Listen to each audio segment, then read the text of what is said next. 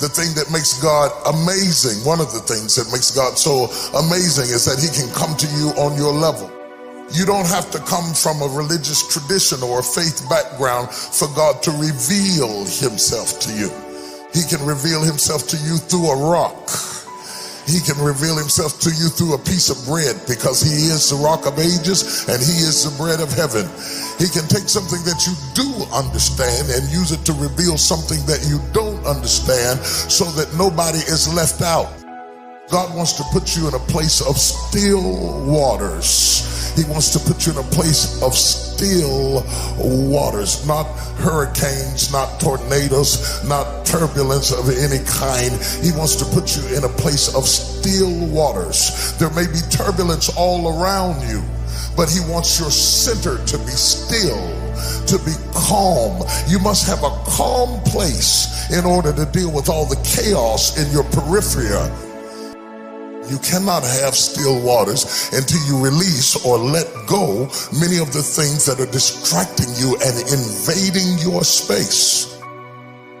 Seemingly, when the enemy knows that God is going to use you in a mighty way, he does everything he can to upset the very genesis of your life, to kind of set you on a path of destructive behavior, to limit any self-esteem that you might have. He doesn't do that. He doesn't fight anybody that's not destined to go anywhere. But when he senses that there's greatness inside of you, the attack comes early. You've been through all kinds of stuff, and that is not a sign of weakness. It is a sign of greatness. And over a period of time, God begins to bring forth his purpose. Most people get up out of the bed in the morning to see what's going to happen. And then there are a elect group of people who get up out of the bed to make something happen. You have to decide which category you're going to be in. Either you're going to get up on the bed and sit on the side of the bed and say, well, Lord, what am I going to do today? Or you're going to wake up with an agenda and an urgency and a direction and a focus. See, when you got direction, you resist distraction.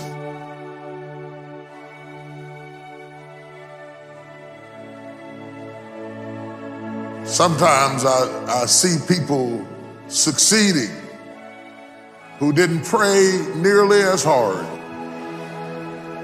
work nearly as long, have not been faithful at all, and it seems like they seemingly have moments of victory placed in close proximity so I could see it. Their victories are flaunted in my face, not while I am having a similar experience, but while all hell has broken loose in my life and I am going through agony and tragedy, seemingly they are having victory and triumph.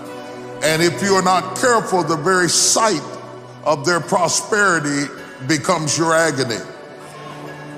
And seeing them go forward will be a source of such continued frustration that it is not your test that baffles you, but their success agonizingly displayed before you makes you despair of life.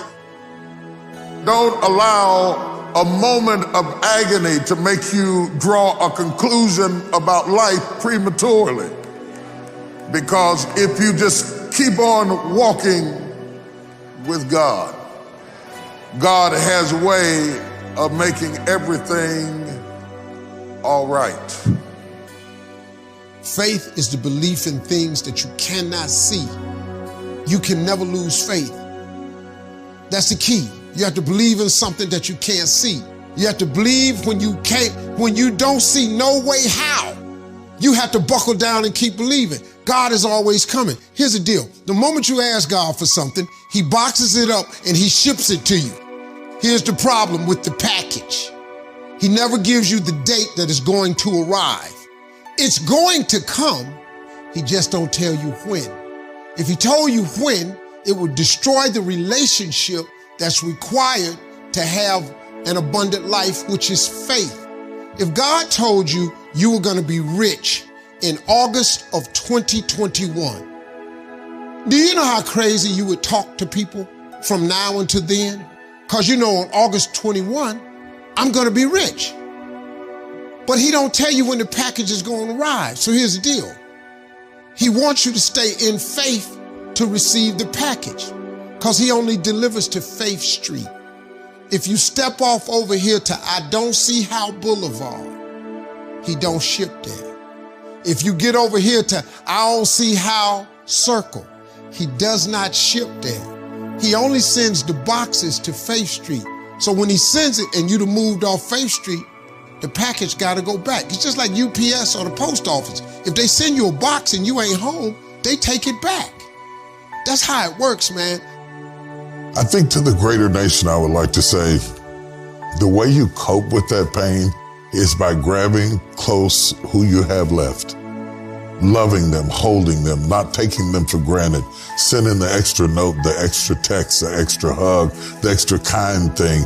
It's the lessons we learn of the brevity of life that makes life special. If we lived forever and there were no end of life, life would not be special. It is death that makes life special. And understanding that brings it into perspective where we stop wasting things like time, having love for people we don't tell them, not resolving old conflicts, having unforgiveness, are the enemies, the cancer that eat up this precious commodity that we call time.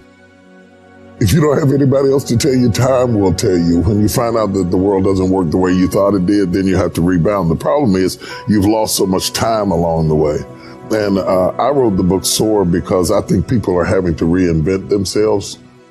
And Soar is about entrepreneurship largely, but it's also about refiguring your life and reevaluating ways you can move forward when somebody doesn't say yes the way you thought they would. They don't have the last say on your future.